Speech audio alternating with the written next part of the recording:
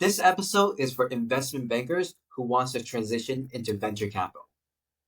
You're someone who is willing to take risks, including studying abroad and traveling for your master's, and really loves to explore what the world has to offer. Sinchana, welcome to the podcast. Thank you, Joe. Thank you for the kind introduction. What was the first time you even heard of venture capital? Was it when you started as an investment banker at Intellicap? Right. So prior to doing my master's, I have a bachelor's degree from India, bachelor's degree in engineering. Then it was during my time during engineering that I realized that I don't really like doing a lot of engineering stuff. So I was studying to be a civil engineer. So didn't really like all the stuff that I was studying. And then in my third year of college, I started exploring different things. So that's where I came across public markets, started trading in public markets initially, fell in love with the whole process. So parallelly, I got to know about angel investing as well. And then I started seeing how developed the US market was. Back then, in 2018, the Indian market was not very open to angel investment. There were only few VC firms, very few angel platforms to trade onto. So I fell in love with the whole angel investing as a concept, and that is when I first heard about VCs, and then decided instantly that going forward, I want to do my master's in finance only, and then got admitted to University of London, but life had other plans. So I was just settling down in London when COVID hit, so had to come back home. Did my rest of the course online, and then during my I was still in college when I got an opportunity with Intellicap. Intellicap is the sister arm of Avishkar Group, which is a very well known impact investment arm. So that was my first instant with impact investing. Fell in love with impact on a whole. Worked there, started off as an intern, learned a lot of things. So leadership team at Intellicap is quite strict and very, very helpful. So learned a lot of basics through that. That is why my fundamentals today are very, very strong. Started that, did that for a year and a half. Then for a couple of more months, got an opportunity to work with another global investment banking firm. There I was advising a couple of startups that were in sector agnostic spaces, but got a global exposure there. Post that, got an opportunity with Warmup Venture. They were looking for somebody to handle their investment banking side, but spoke to the partner here and told him how passionate I am about being on the buy side, being a VC rather than being an investment banker. Convinced him somehow, got the job, and it's been a year now, and it's been an incredible journey. So this is my journey so far. Yeah, that's really amazing. It's like you started when you were younger and you actually developed your interest in angel investing before VC.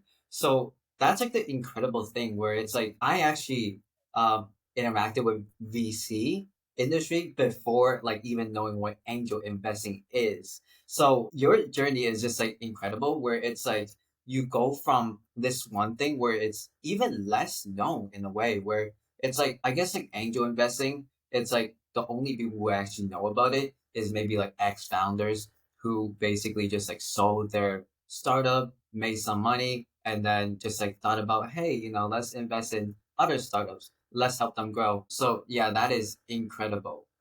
You talked about your investment banking where you kind of start as an intern and then you really got into the depths of investment banking, really going to more of the startup side as well.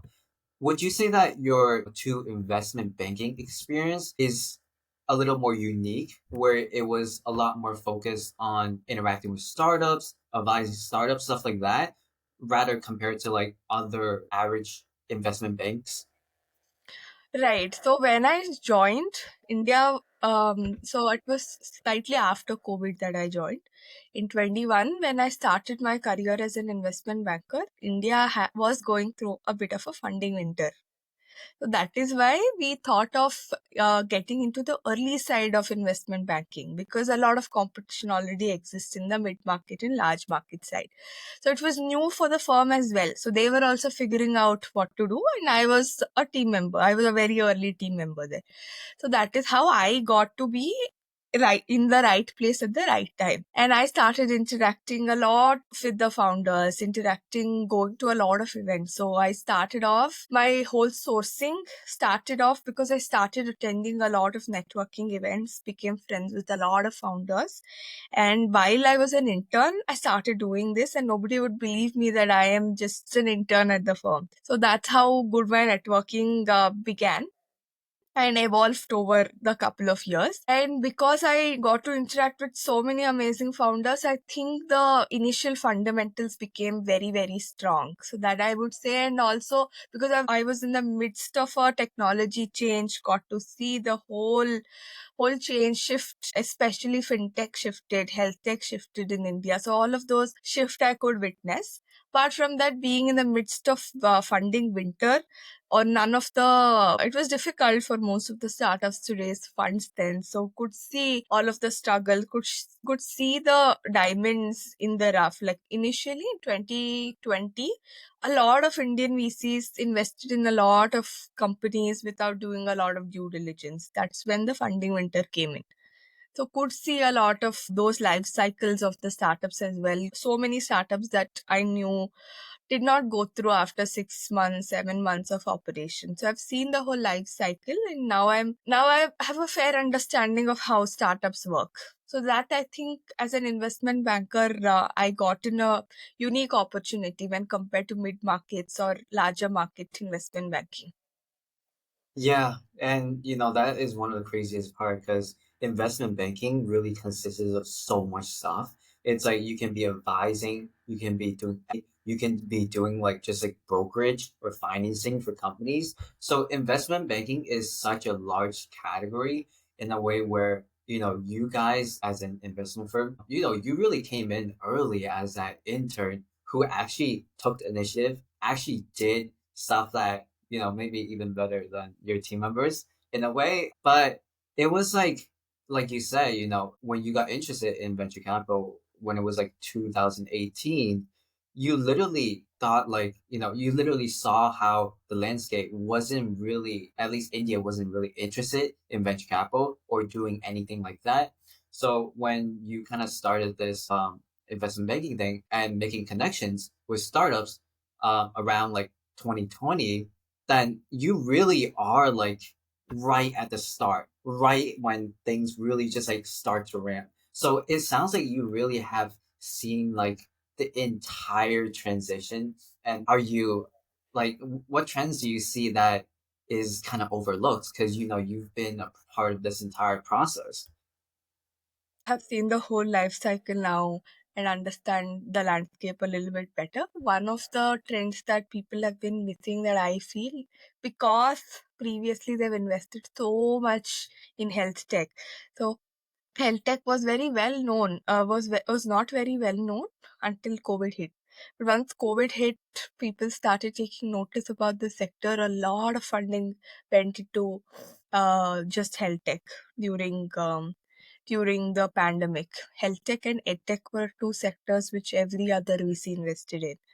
But now they're being very, very cautious because most of the investments that they made did not pay them well or did not make any payment at all. So that is why right now I think a little bit of people are being a little bit more cautious about investing in health tech or ed tech in on a broader perspective.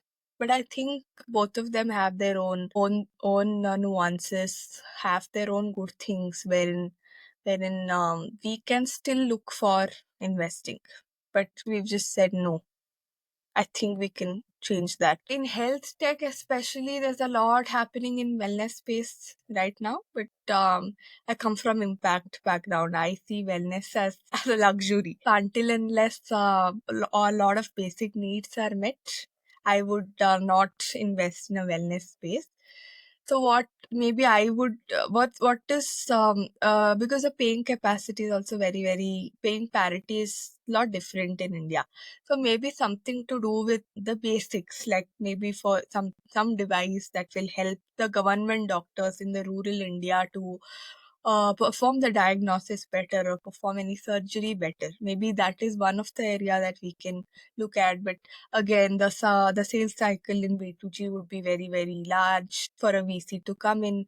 So maybe somewhere bringing in a balance of innovative business model, reducing the sales cycle, as well as doing something in the rural part of health tech India. Maybe that aspect could be seen more. Yeah, and that is one of the amazing things is because when you really got into this industry, it was somewhat like ramping into lockdown, where it was such a weird time where it's like everyone knows that if they were even to do venture capital, it really kind of started in health tech, I guess, just because like everyone wants to have that cure for COVID. Everyone wants to solve that, and everyone knows like if it's solved, it's going to be billion-dollar companies. And Pfizer and Moderna are billion-dollar companies because they are the ones who really won that race in startups. And I think Moderna was actually really small. And it started out in Massachusetts. And then once they really developed that cure, it was just like, holy shucks. They just like went straight so fast into like a billion-dollar company. There's two aspects here. One of those companies that became really big. One of those companies that had went bankrupt. The only two scenarios happened during COVID investments. That is why people are very scared now. That's why we're taking so much time to do due diligence. Yeah, I know that you just talked about due diligence. Mm. What would you say is a day of your life? Would it be Hmm. like 30% due diligence, 60% meeting with founders? What is that? So it depends from day to day, and that is one of the most beautiful things about being a VC is you can never plan your day. Every day is different. So some of the days maybe I start off with answering a few of the emails. So emails mostly consist of all of those founders who have tried reaching out to us. So we get deals through different sources. One of them is inbound, either on LinkedIn or through mail directly. So I will answer to all of those mails first thing in the morning, and then have a couple of calls with the founders. Initial screening calls are done by me. So VC firms have very less number of people. So that is why it's just usually partner, one of the principal and maybe one of the associate in the investment team. So that is how my team consists of as well. I do the initial screening here, and if I like the startup, then I have a call with the partner, tell him more about the company. If he likes the sector, then we will sector founders, everything, and then we will go ahead the partner call. So mornings usually I take my calls, do my understanding, screening, everything, and then probably for an hour I sit and study about the new trends that are happening. What is because I have to keep updating myself about the new trends coming in the industry. Then post that a couple of partner call or some due diligence happens in the afternoon. The due diligence also happens in many ways. Primary and secondary. Primary is all the internet information that we go through, surf and understand more. Then secondary, maybe talk to somebody from the industry, maybe a professor from a reputed college or somebody who is facing the same challenge, or maybe take some customer call as well.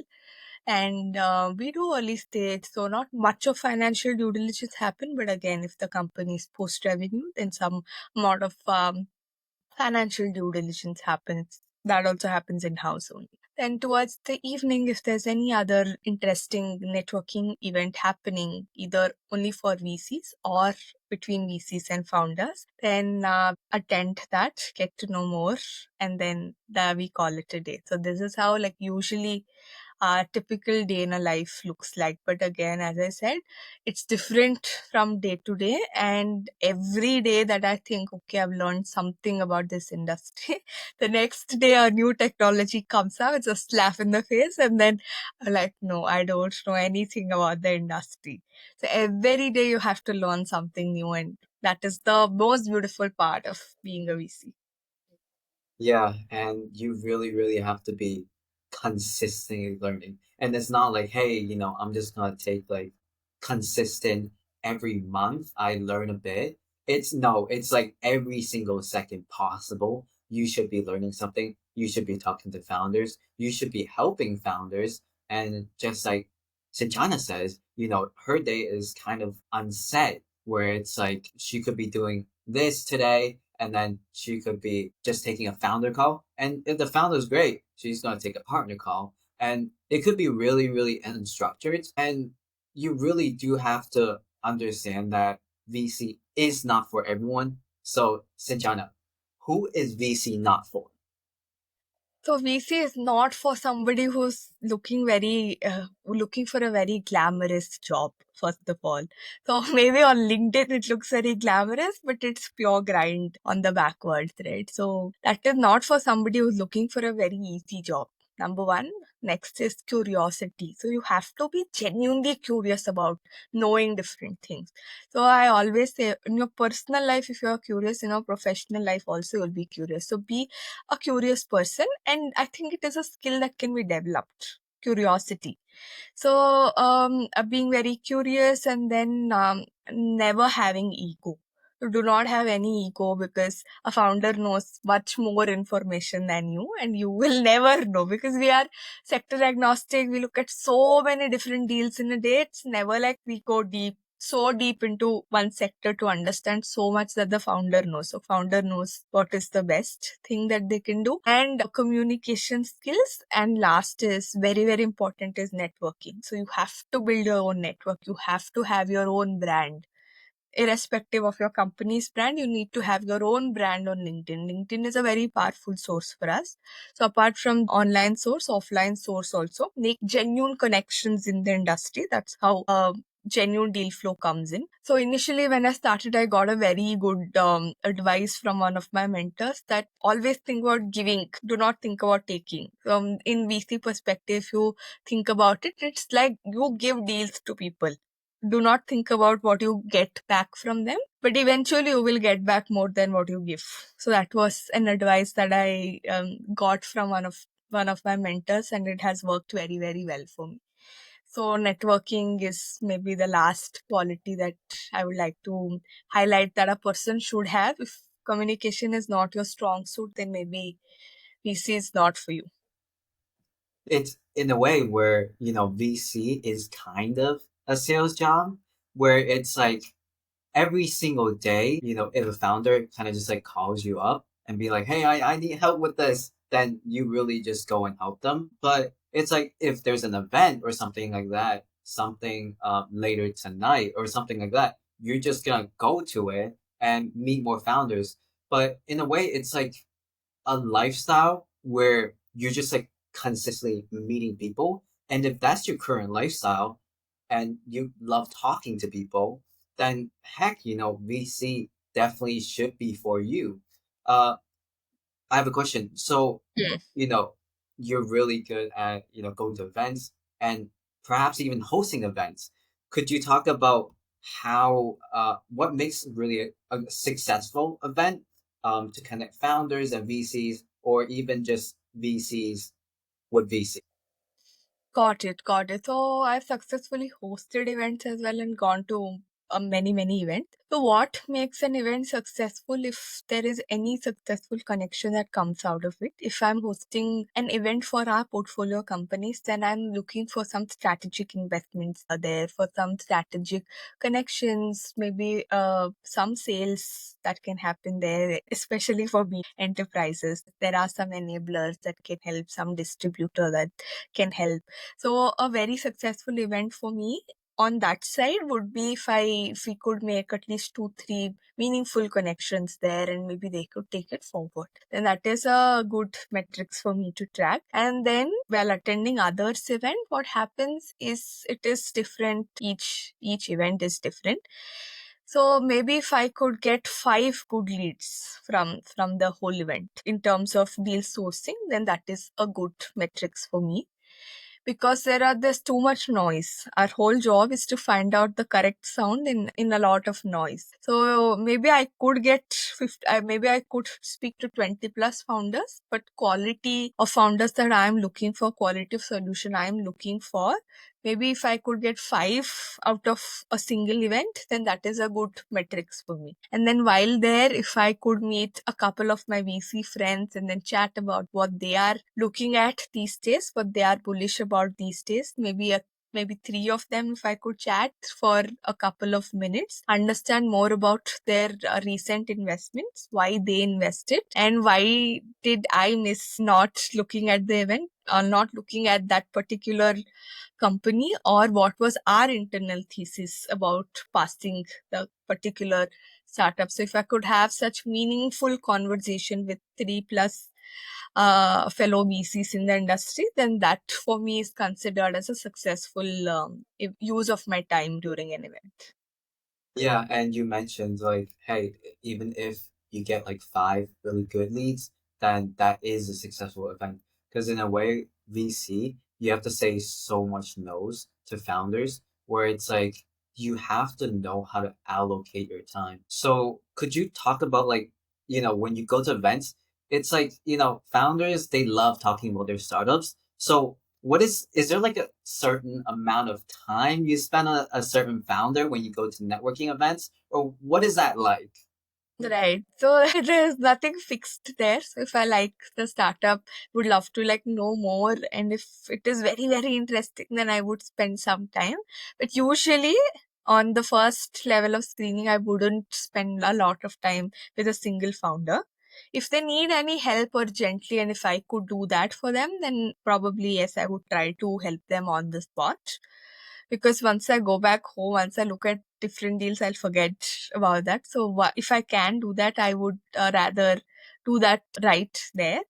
Apart from that, I would love to actually meet a lot of different folks and understand what others are doing rather than just allocating my time for a single founder. So there's no right answer for me to give you a number, but maybe somewhere around 3 to 5 minutes per person per founder is what is considered ideal. But since I say no, since you mentioned we say no to hell lot of people, now we are very immune to saying no. And if I genuinely think that this startup or this company I cannot add a lot of value to it, and maybe somebody else can, and I'll tell them that somebody else in the room, some other VC in the room would be of a better help than I am, and I am not looking at this sector, or we are not bullish about this sector or this stage, and then maybe be very genuinely honest. So this is one thing I've again picked up from my current boss. He is very, very genuine in his approach towards companies, and he tries to be very honest with them as well. So that is what I think I've picked up and learned, and that is one of the qualities I try to bring in during any networking event.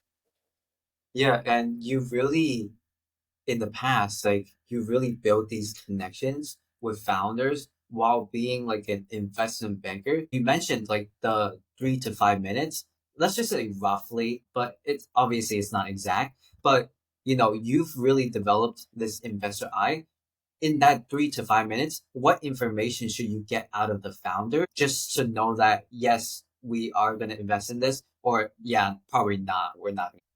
You're right. So maybe the 3 things that we look at first of all is the team. Team is very, very important. So founder, even if the founder is not from a fancy college, that is fine, but he should have some relevant experience in the industry that he's currently building in. And if it is especially B2B sales, then it is quite hard. So one of the founding co-founders should have some experience doing sales. and the other, if it is core tech product and both the founders are very technically oriented, very research driven, then that's a red flag for us, because going forward, who's going to sell the product, be it B2B, B2C, or any other business model? So that is something that we're very, we do look at this team as a matrix in a very big way. Apart from that, the TAM. So how big is the TAM, especially in India? As I mentioned, the pay parity is very high here. So maybe if you could build something for just the 1% of India, then it would not work for a VC. So we would want something with a mass adoption here, where price point is somewhere in between, where affordability is in place. So maybe TAM should be quite large. Team, TAM, and maybe some bit of timing as well. So timing of the company to be in the market. If we feel it is too early or too late, then probably will not go ahead with the investment, because adoption in India is quite slow. So that is why we feel the time, and team, these three T's are quite important. Yeah, and that is a lot of information to get out of a founder in like 3 to 5 minutes in a way, because like they would like to sometimes go on a tangent in my experience, where it's like they want to talk about this really specific thing, but at the same time you're trying to be nice and you just want to let them continue talking, but you kind of want to get like the right information out, so then like, hey, if I'm actually going to invest in this company, I want to spend more time, be more efficient, talking about like some stuff that that founder can improve on, or maybe even like something so then I can actually connect this founder with someone I know. And if only they gave me more information on this specific thing rather than some other thing that they're just like talking about. But yeah, I mean, for our viewers, definitely when you go to networking events, just like Sinchana says, all you have to do is you don't have to spend too much time on each founder, but if you found their stuff interesting, yeah, definitely go deep into it, go and talk about their life stories, stuff like that. But the three main things that you should look for, just like Sinchana says, is team, TAM, the market's got to be big enough, and if it's the right timing, because for many companies, if it's not the right timing, then there's really just no point. So if you can get those three things out of the founder in the first 3 to 5 minutes of meeting them, then yeah, you would kind of start to develop like, hey, I talked to this founder in the past and now it's 2 years later. How are they doing? And then you start to develop that investor eye where you're like, okay, so they talked about that. And apparently, I guess it was just not very good. I see the progress right now. It just doesn't really work. So I know now not to really laser in on that. And it's really just like experience in a way where you can't develop that investor eye unless you're just like consistently talking to founders like all the time. And that's why you really have to go to networking, go to events, and really just talk with people. And heck, VCs would be at those events. So if a founder thinks you're pretty cool, they might actually connect you with a VC if you're not in the VC career already. So yeah, that's like the coolest part. You came from investment banking, and when you went to the networking events, you really showed off your background in investment banking, because that is one of the value that you can add. Could you go in depth Mm. about it? Right. So there is no one way of entering VC. So there are a couple of ways.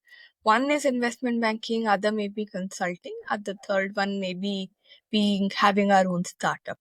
So every other pathway has its own pros and cons. Which, as I come from investment banking, what I think that I have developed is maybe a little bit more of discipline towards looking at startups in a very disciplined manner. Maybe then next is some financial acumen that I've developed over the years. Now, very easily we can look at companies' financial health and tell if it is in good shape or not. So that is financial acumen is one more thing that I've developed. Then good communication networking skill, because if VC is salesy, then IB is even more salesy job than a VC. So maybe these are some of the top things that I've developed. More important thing is IB has long hours and it is pure grind. So maybe the hustling culture that you have that I have developed very early on in my career that helps me out today.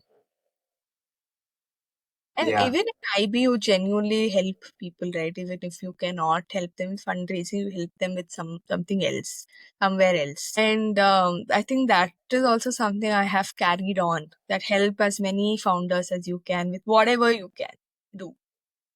Yeah, and what you mentioned, it's like investment banking really, really has long hours, and that hustle in you is just gotta be insane to really withstand all those hours. And you're a morning person, so right now for you it's like 5 a.m. in the morning. So I personally cannot fathom that. Like I personally do not wake up that early, but you really do have a great work ethic. And for our audience, what Sin mentioned was that one of the key reasons why she was kind of selected in a way was timing. She was also selected because the hustle, and also her investment banking experience is actually really unique, where it's like she really advised startups. She really built that network of founders that she really just talks to. Could you talk about maybe how would people get into these founder events, these VC events? How would they do that? What is the two most common ways? Right. So on LinkedIn, there are different founders group that maybe young folks can join in and understand more about where these events are happening. If it is online, then maybe they could join and understand more about the communication that's happening. So most of these online events are for those people who want to understand more about the sector, new technology that's coming up in the sector. So maybe that is a good starting point, and there they can find a two or three. Just concentrate on building two or three per event. So do not think about going out in one event making 100 friends. So that is not how networking works. So you have to go make two or three friends, come back home, maintain connection with them, send them a message that hey, I had a great time with you today at this event. It'll be nice if we could catch up again. And then be constantly in touch with them. Do not reach out to 100 folks and then miss out on being friends with 100 folks. So I would suggest with starting small. Start online events and then slowly transition yourself to going out to offline events as well. So one way of getting to know about them is through all of the builder networks and then founders networks on LinkedIn. There are different pages that they can follow. So this is one. Then apart from that, there are platforms like Luma where most of the VCs put in their event details. So if you go there and register, if it is an open to all event, then you will get accepted. But VCs have certain criteria like you should be a founder, maybe in this stage, or you should be a VC only. Do not apply to those events. So apply to those events that are open for all. Go to those events, learn more. So apart from that, there are a lot of incubation cells that conducts open days. So that is also a good starting point for somebody who's just thinking about attending events to go learn more. There you can actually talk to a few professors, understand more about the sectors. And then these startups are very, very nascent stages. So if you could build your relationship with them from the very beginning, then that is great.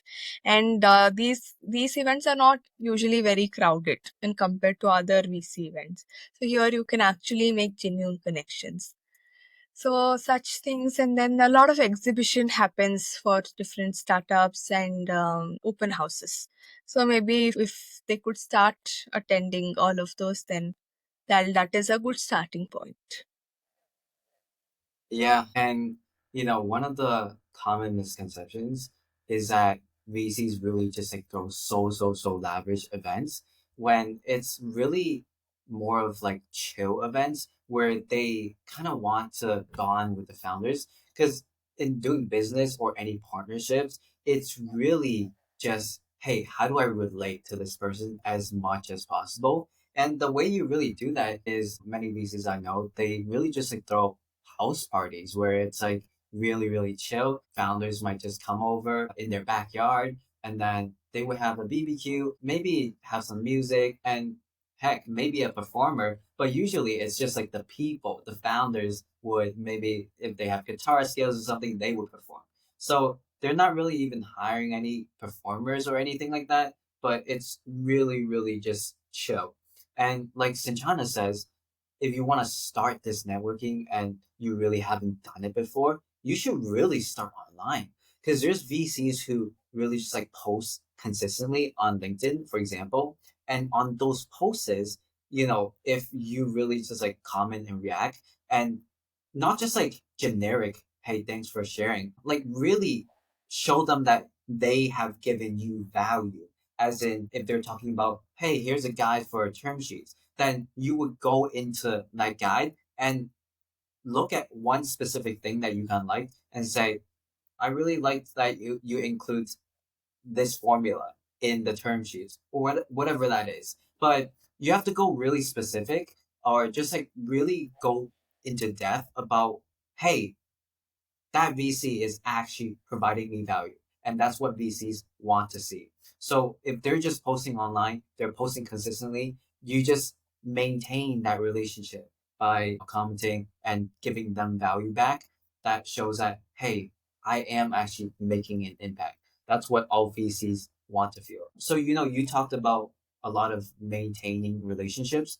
What are some more strategies that you really use to maintain relationships? Do you do like personal newsletters, like saying like, "Hey, I'm gonna be doing this," or what do you exactly do? Right. So newsletter is one of the good use case, but I do not use that. I'm more of a person to person connection type of a person in my personal life as well. So I've just exfoliated into my professional life as well. So I believe that I have to make good friendships out of this networking event, and my major aim is actually to be friends with people in the industry at least or founders. I go with the same mindset that okay, I'm here to make friends who I am going to stick with for a couple of more years at least. And then I try to be as good with all of them as possible during the networking event, talk to them. And then after coming back home, as I told, make sure I send all of them a WhatsApp message telling I had a great time interacting with them. So that is a practice I've been following for a while now. If I don't have their phone number, maybe I'll send them an email or I'll connect with them on LinkedIn and then maybe get their phone numbers and then send them a message. Post that after maybe a week, I will ask them if they're open for a in-person chat in any coffee shop, or as you mentioned, VCs are very low-key, so we don't like doing anything grand. So maybe a coffee at a nearby coffee shop works, or maybe if they could come to my home office, that is also great. And then if not, a normal Google Meet call also works. So we try to get on a call and then understand more about each other's work, each other's sectors of focus. And then even after that first call, we try to like keep meeting every week. So we like to have like a calendar invite wherein we remember, okay, we need to talk to this person. It's been a month already. Again, we try to catch up and genuinely help out each other. This is from a VC to VC perspective. So VCs usually do a lot of co-investments. So co-investment opportunity, a person will share with you only if you are genuinely their friend. Only then they'll think about you because there are hundreds of VC firms in India now. So I think having genuine connections like that in the industry goes a very long way. And you don't have to have hundreds friends in VC. You just have like five good friends with whom you interact more and learn more about what they're seeing, what they're interested in, and generally help them out in one way or the other. And I think that is a good networking skill. Apart from that, be very consistent on LinkedIn. A lot of people follow VCs on LinkedIn. So if we could post some, not generic stuff as you mentioned, but actually something that we have learned that week, maybe about a negotiation skill or maybe about a valuation skill, or something new about the sector, or maybe write some 10 upcoming sectors that they think. So but whatever it is, it should be authentic context. So be very active on LinkedIn, then have genuine connections and follow up with people. If People are genuinely busy. If they've missed your message once, that doesn't mean that they are bad people. It's okay to double text in a professional scenario. So talk to them. You be the first person to make the initiative of a call or a meetup. So these are some of the techniques that I have used and worked very well for me. Yeah, and Sinchana really mentions one thing that another guest also honed in on, and that's really treating, the startup founders and the other VCs as your actual friends. That's what networking actually is. It's treating them as your actual friends. It's not like something that's so complicated, where it's all you have to do is you're just gonna follow up with them. You just gotta invite them to stuff just like normal friends would. So, for example, Sinchana says if she met a really good startup founder, at the end of the day, when she comes back home, she's going to send them a message and say, hey, we talked about so and so. I think you're awesome. Let's have a chat. Let's go to a coffee house or something like that. And then, after they go to their coffee house, they meet. But right before that coffee house meeting ends, she and that founder is gonna set up like a reoccurring meeting or just like a reoccurring update just to update each other on their lives, just like friends do. It's like, hey, hey dude, I wanna hang out every single month. Let's make that day, could be Sunday, could be Saturday, whatever it is. Let's make that day of every single month and let's just hang out. Let's just talk and let's just catch up. So it's networking in a way is making friends. And for our viewers, if you have friends right now, then yeah, I mean, even if you have one or two friends, you know how to make friends. There you go. Just do exactly that. Just keep following up. And, people might miss messages because like their inbox are spammed, or maybe they just like haven't seen the text because there's just like so much text that they have. But, at the end of the day, it's whoever really takes that initiative is gonna see a lot of no's, as in they might have a lot more rejections than someone who just like never does it. And you miss 100% of the shots you don't take. So, like Sinchana says, really, really, you just have to understand that you have to have that initiative. So, I know that you guys recently raised fund too. As an associate, which part of LP fundraising did you have to help with? Right. So LP fundraising is another ball game altogether, which is a next level of complexity. So basically, as an associate, you don't have to do much in LP fundraising. But what genuinely helped me this time was because I attend a lot of events and meet a lot of ex founders as well. So there I could bring in some connections. So there I could introduce them to the partners here, and they took the conversation forward. So it's not directly helping out in fundraising, but indirectly, if I could meet some potential LPs who could be of help to us, then making those strategic connections, so strategic introduction within the team. So that is one of the things that an associate could do. But apart from that, we have created an elaborate thesis as to where to invest. I sat and did all of those things, identified the trends that maybe today we are interested in, maybe in 6 months we might be interested in. So have made that holistic chart, which the partners will be sharing with the potential LPs, so that they know that we are very clear in our heads as to where we'll be putting out the money. So that is where I have actually helped in. But apart from that, as an associate, you don't get to do a lot with LP fundraising. Yeah, so in a way, for our audience, LP fundraising is kind of like you guys pitching to the LPs who's going to give you money to invest in. So, you mentioned that you really don't need to do much work as an associate, but you do have to analyze the trends. So, did you have to help with like slide decks? Because obviously you guys have to have like a pitch deck to pitch to LPs. So, did you have to help with making the pitch deck, stuff like that, or all of that is just partners doing? No, no, no, that we do. So we create an elaborate pitch deck wherein we have mentioned more about the team. So partners, what have they done before doing this, and why should an LP invest in our fund only when compared to 100 other micro VC funds based out there? So that boils down to the partner's background as well. So we started off telling VCs a salesy job. So every day we are also selling, so maybe selling to an LP or selling to a good founder. If a founder thinks they hear no, then a VC hear no 100 times more.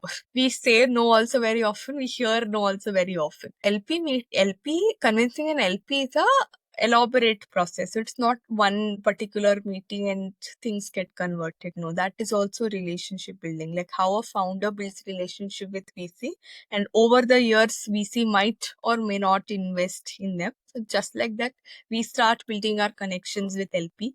So initially, maybe to start off with, we will start with small ex co-founders or somebody with a small check size, and then slowly, we'll start building relationship with larger founders, institution, and then over the years, they may or may not invest. So again, it is the same process. Founder is to VC, VC is to an LP.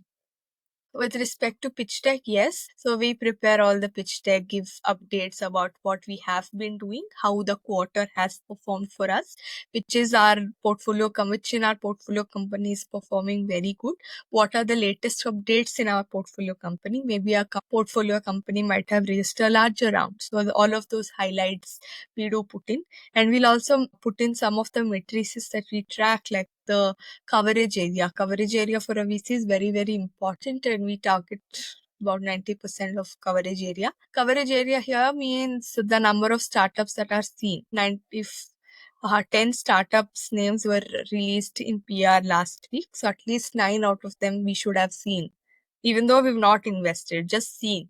So that is the market presence that we should have. So those are some of the matrices that we track: how many inbounds that we've got, how many outbounds did we do, and which sectors. So all of those metrics we track and put it on the pitch deck, so that the LP, if an LP is seeing, they should know that we are very serious about the business. We are ready to do all the grind. We have been doing, and we know what is our competition, how is the market shaping up, and we are updated with all of them.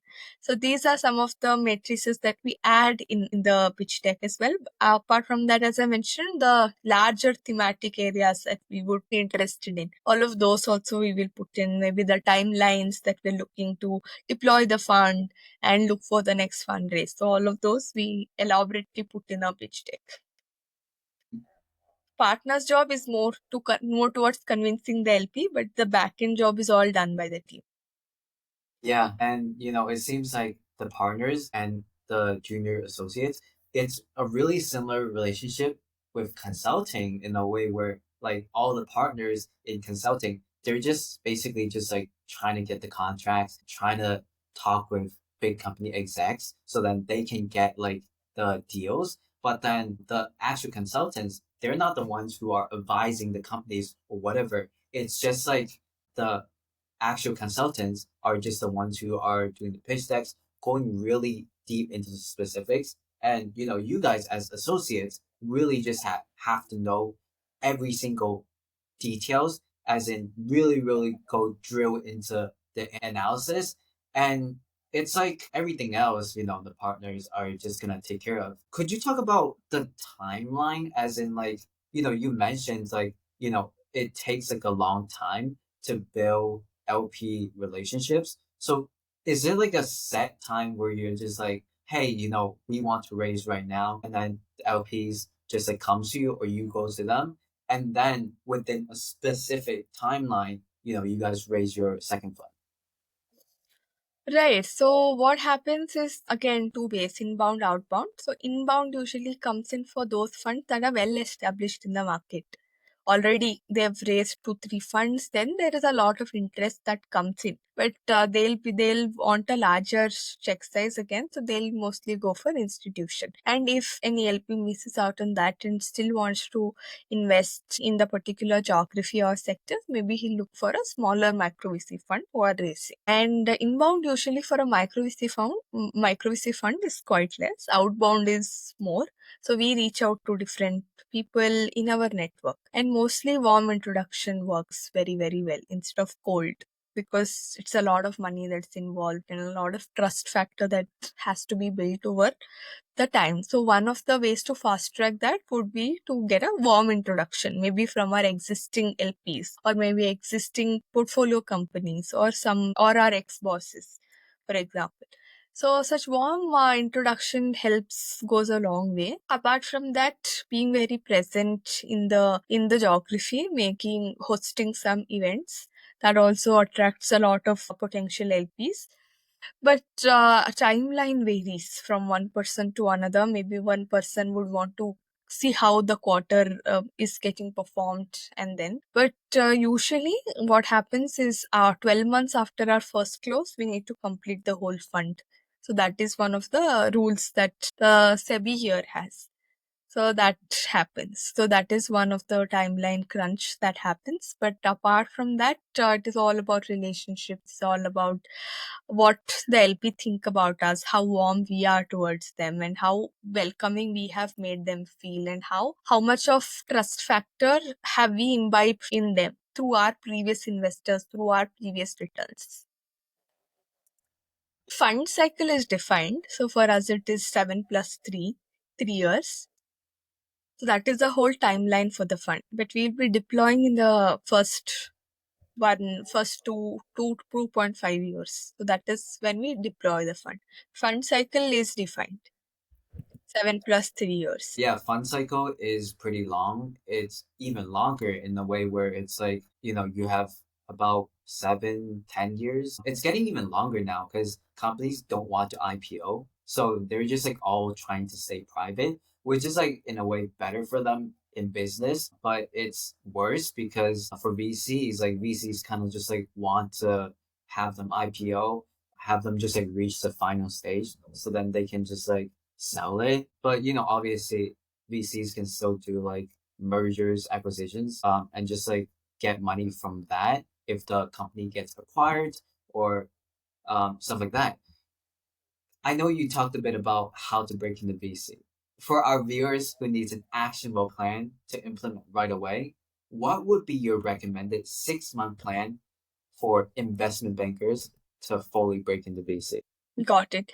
So first of all, like I've mentioned earlier, sit with yourself and ask yourself a few questions. Like if you genuinely want to be a VC, so there are different options. Consulting is a good place to be if you really like if you really like advising. So think about it if you really want to be a VC, because the timelines here is very large. Today, if you're a VC, to see if your investments are actually making some returns, it will take a lot of time. So there is no instant dopamine hit for us here in our job. But again, you have to get up again in the morning, do the same 10 tasks for the next couple of years. So remember that this is a long haul. So if you're in it for the next at least 5 years down the line. So be very, very clear about the timeline. And there are no promotions, right? So there are no promotions like on a very regular basis. If you're an analyst, an associate, principal to partner, that is a whole life cycle. That is after you are a partner, you're an MD, you retire. So that is what you have to think about. It's a long haul. So think about it. Think about no dopamine being released in your brain. So if you are into any other job, what happens is if you have a sales target for month one and then you beat sales target for month two, you instantly know that okay, I'm doing some good job here and I'm doing ABC right. So that is why my sales are increasing here. But for a VC, it does not happen like that. And most of the VC firm do one or two investments per month. And for you to be there in that deal is quite difficult, right? So in a year, you do like maximum you do 5 deals in a year. So that is why you have to be very, very clear about why you want to be a VC. And then if your heart still says, no, I want to be a VC, then follow this 6 month path. And I feel like if you're genuinely interested, you do get opportunities. Maybe there's some delay in getting the opportunity, but you will definitely be able to secure a job if you are genuinely interested, if you are genuinely curious, if you genuinely want the job, then you will get it. So maybe in the first year, first month, start by asking these questions for a couple of days and then reading more about who a VC is, what a VC does, and maybe looking at a few podcasts about how VCs talk. So, what is their day to day like? And then, if you still think you're interested, then take the next couple of steps. Maybe first month or first 1.5 to 2 months also, if you want to take to learn more, then please do that. And there are plenty of free courses available for any aspiring VC to take. YouTube is a good place to start, and then maybe Udemy is there and other things go. And in the meantime, also, if you could find somebody like a senior or somebody who's already got a job, maybe you can talk to them for 15. Don't schedule a very long conversation, just 15 minutes as to what they did, how they did, for you to get an overview of what you should do. Because they are your peers, maybe they will give you a more better understanding of how they got the job. Maybe for the first 2 months, maybe you could do that. Then for the next 2 months, what you could do is start small, start with attending a couple of meetups. These might not be any fancy meetups, any small builder community meetups where 5 startups are meeting. So, especially here, what happens is there are very casual walks that happen with founders. So, it's called founder walks.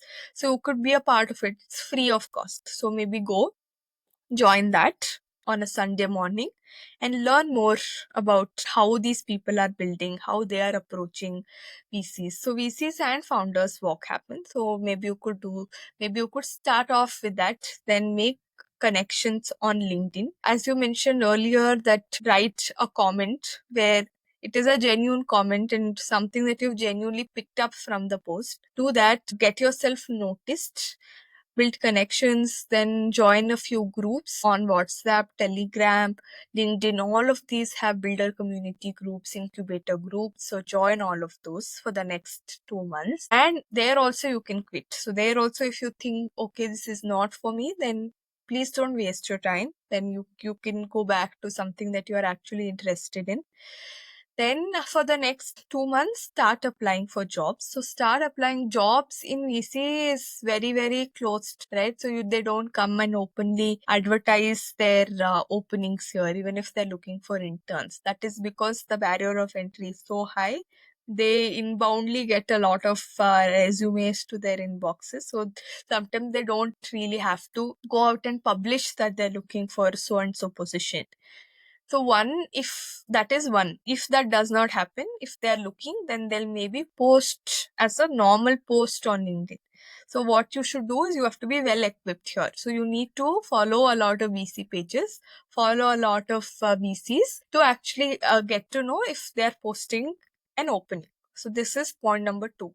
Point number 3 is proactively start sending out your resume, proactively start messaging people on LinkedIn, telling that you belong to this college or maybe you have this background and now you are looking about getting into VC. So that is how I got my job as well. So I sent a LinkedIn message to my current boss now, he's a partner here, that I'm genuinely interested, and he replied. So most 90% of the time VCs reply to your LinkedIn message. So do that. Tell them why you are genuinely interested. So maybe you can do a case study about one of their portfolio company and why do you think the VC invested in that, or why do you think the VC missed also. Maybe you could give them, and we are very open to feedbacks like that. So if somebody thinks that we missed on investing in a unicorn deal, then maybe you could tell that as well. But be very, very unique in your approach. Be very authentic in your approach. Don't because somebody else is doing. Analyze things. Be very analytical. Be very genuine in your approach. And then I think these are some of this timeline. If you follow blueprint, if you follow, then there is no problem in getting a job. Like Sinchana says, she really just like sent a LinkedIn TM to her current boss. And it was like, you have to be really unique. You can't just like go at it at an angle saying like, hey, I want a job. Give me the job. You can't say that. And one of the good things about VCs is they are really, really open minded, where it's like they need to be to really connect the dots, really fight themselves on, hey, this startup is not worth investing in. Like they gotta fight themselves and really have that internal dialogue. So then if you even just like say, hey, you might have missed, this thing in looking at the startup in your portfolio, then yeah, they're open to hearing about it because they don't just want you to butter them up. Like obviously everyone wants to feel good, but VCs especially are more open to criticism just because they want to hear all the points of view. It really just helps them. And they really are serial learners. I know you mentioned founders walks. What is that? Like, we don't have that here in the US, or maybe it's termed differently. Could you talk about specifically how it's arranged? Is it just like, hey, I text a couple of people and we just like go on a walk as like kind of friends, or what is it? Right. So basically, Bangalore has become the VC hub now, and Bangalore is called the garden city of India. So we have a lot of trees and we have a lot of gardens here. So what happens is that these partners post on LinkedIn telling, okay, I'm hosting a walk on Sunday morning at this particular place, and that'll be followed by breakfast. But there's only one criteria to join, is you have to be a founder in maybe X domain. They'll specify the domain if they want it to be domain focused, and then they'll tell you to send them a message telling one particular problem that the founder is currently facing, so that they'll know that okay, this person is a genuine person and he or she wants to attend this walk to gain something out of it. So that is the only criteria that all of these funds follow, because they also don't want a lot of crowd. So that is for a founder specific walk. If it is a VC walk, then they'll talk about the stage that you're currently investing in, because they would probably want to talk with a growth stage VC or a early stage VC, and then particular sectors as well. So if they want to host a walk session with a particular sector in mind, then maybe that. Otherwise, mostly it is sector agnostic. They're open like that. And sometimes they mix both VCs and startup founders. And sometimes they keep it open ended also, that anybody who's interested to know more about the VC community can join it. So these are some of the walks that keep happening in and around Bangalore. Yeah, and that sounds really fun. It sounds really chill. I mean, I might actually start implementing something like that. It's so chill where it's like it doesn't cost anything. It's like if you're a VC, you just like get to yap about yourself. That makes you feel good. And then if you're a founder, it's like you get to make a connection with a VC in time where it's like no one is putting up barriers because it's just so chill. It's like everyone is just like really loose. They're just like, well, let's just like tell all our worries, all our problems. Let's give each other advice and stuff like that. So yeah, that really does sound fun. Now for a few rapid fire questions to wrap up a few words or a sentence. Ready? Yes. What is a favorite book that you've read? So I'm currently reading this book called The Stoic Path to Wealth. So maybe this is the current book that I'm reading. So it's quite good. I read a lot of finance related books, but one of the books that I really like is Robin Sharma's The Wealth Money Can't Buy. This book also I really like. So Yeah, as that's we are so thinking only about financial gains, maybe like reading such books once in a while give you a larger perspective. Yeah, and I mean, I personally just like consume tons and tons of podcast material, and reading books is like one of the most important things because you just like literally had your books in reach, which is freaking epic. But if you could invest in any startup from the past, which one would it be? A lot, right? So VCs have a lot of FOMO. That is one of the things that we are actively working on to not be and be more present. So a lot of startups that we at that moment might feel that the timing is not right, or maybe we are not the right partner. So all of those regrets and guilts VCs do carry. But one, maybe if I could go back, then I personally would have loved investing in YouTube. And Sequoia recently came up with their investment thesis as to why they thought in 2005 that YouTube would be a big thing. And Sequoia is Sequoia for a reason. After reading that, I'm like mind blown as to the clarity that they had in 2005 about the vision that YouTube will do. So that is, I think, one of the greatest investments that they've done. Yeah, and for our audience, there actually are some investment memos that are just like open to the public. So definitely search up like venture capital investment memos, and you can see like exactly what the VC note down, and why they really just like invested in that startup. Because VCs, they really decide whether they want to invest in a founder after the first meeting. Like they just know it deep down. So that investment memo is what their deep down thoughts are. So for our audience, definitely check that out. What is your favorite part of working in VC? Everything. So I am obsessed with being a VC. So I love doing everything. But maybe one thing, if you ask me, then I would say that I'm in midst of new technologies being emerged, right? So if another layman person would get to know about a technology 2 months late, I would have got to know on the D-Day itself. So I think being very, very in midst of the technology, talking to a lot of founders gives me a lot of motivation and inspiration to to bigger things in life. So I think these are two of them. But apart from that, every part of being the VC is what I genuinely love. And people, because a large part of our day goes in working. So what I would suggest anybody is you have to be obsessed with your job, otherwise don't do it. It's not worth your time. So be very use your time very wisely and do only things that you absolutely love. With this AI age, there are hundreds of other opportunities available. So do only the thing that you absolutely love, and I absolutely love everything I do. Yeah, and do your thing that you absolutely love, as in just go directly to that thing. Like, don't think like, hey, maybe consulting is a good exit for a venture capital, so why not just go to consulting first? Like, just go into venture capital by building that network. You're just starting afresh, anyways. Sure, you might have a better chance, but why wait so much years? Just do it now. But yeah, it's that was amazing, Sinchana. For anyone listening who wants to learn more about you or your firm, what is the best place to reach you?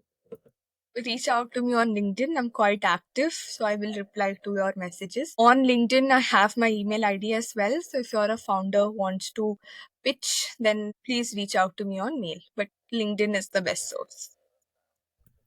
Awesome. Out of everyone you know, who are two amazing VCs that you would recommend as future guests to our podcast? Right. So one of them is an Indian VC. He is a partner, India partner with Global. Axel is a global VC firm. So his name is Prashant Prakash, and he is awarded Padma Shri. Padma Shri is the highest civilian recipient of award of India. So for his contribution in VC, he started with Axel in 2008 when people didn't even know the word startup in India. So he's the veteran in the Indian VC ecosystem, and Padma Shri is a very big honor. So maybe him on the podcast would be a very, very interesting take. Then one more is the Miss Bharti Singla. So she is working with Momentum Capital. So that is also a global VC firm. It mostly invests in US based and global climate investment. So she previously had her own startup, did a few rounds, VC rounds, and then gave exit. Now she recently graduated from Stanford Business School, and now she's working as a VC in US. So maybe these two visionary investors would add a lot of value to our audience as well. Yeah, that sounds amazing. Thank you again, and thanks to everyone who's listening. Comment a question you want to hear from our next guest. If you enjoyed this episode, make sure to press the subscribe button, like, and share with someone who's interested in breaking into venture. We'll see you next time on Break into VC.